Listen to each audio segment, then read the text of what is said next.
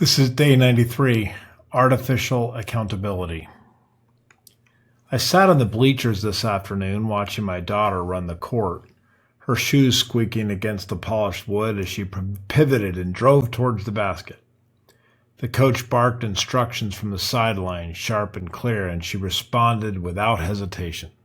She was locked in, focused, accountable to someone who was watching every move, every decision, every moment of effort or hesitation. I marveled at her dedication, but more than that, I marveled at the structure around her. She had a coaching staff, she had teammates, she had a schedule pinned to the refrigerator and a uniform that had to be cleaned by game day.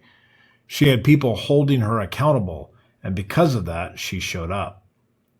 When I was younger, I had that too. Teachers checked my homework, coaches timed my runs, bosses reviewed my work. There was always someone standing at the finish line with a clipboard, someone who would notice if I slacked or skipped a step. The accountability was built into the system. I did not have to create it. I just had to show up and do the work. And someone would tell me if I was on track or falling behind.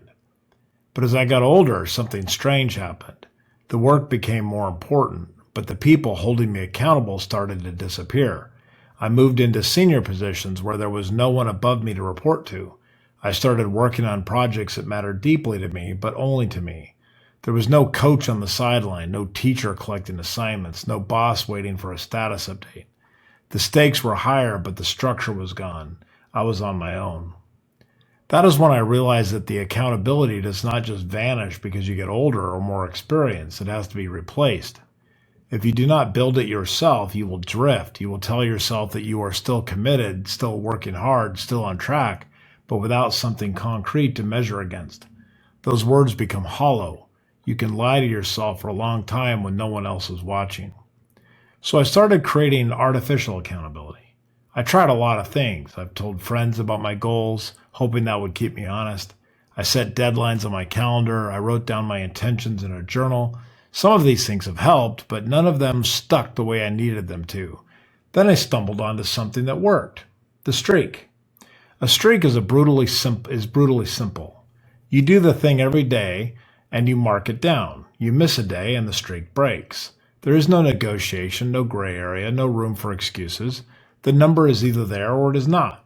It's honest in a way that almost nothing is. You cannot spin it. You cannot reframe it. You cannot tell yourself a story about how you're still making progress even though you skipped 3 days this week. The streak does not care about your story. It only cares about whether you showed up. What makes the streak powerful is its visibility. I can see it. Other people can see it. It's right there in front of me. A simple number that tells the truth about whether I kept my word. When I wake up in the morning and think about skipping my run or putting off my writing, I do not have to wrestle with my own rationalizations. I just look at the streak. I see the number. I know what happens if I break it, and that's enough. The streak does not replace the internal commitment. It does not make the work easier or the resistance go away, but it creates a structure where none existed before. It gives me something to report to, even when I am the only one watching. It turns the abstract idea of accountability into something concrete, something I can measure, something I cannot ignore. I'm still watching my daughter on the court. The coach is still yelling. She is still running. She has her structure, and I have mine. The difference is that I've built it myself, but once I did, it worked. The streak holds me accountable when no one else will. It keeps me honest. It keeps me moving. And that's just exactly what I need.